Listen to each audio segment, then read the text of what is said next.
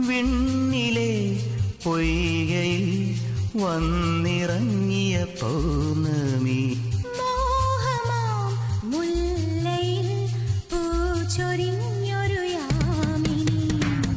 ചിരിമലരിതൾ നുള്ളുവാൻ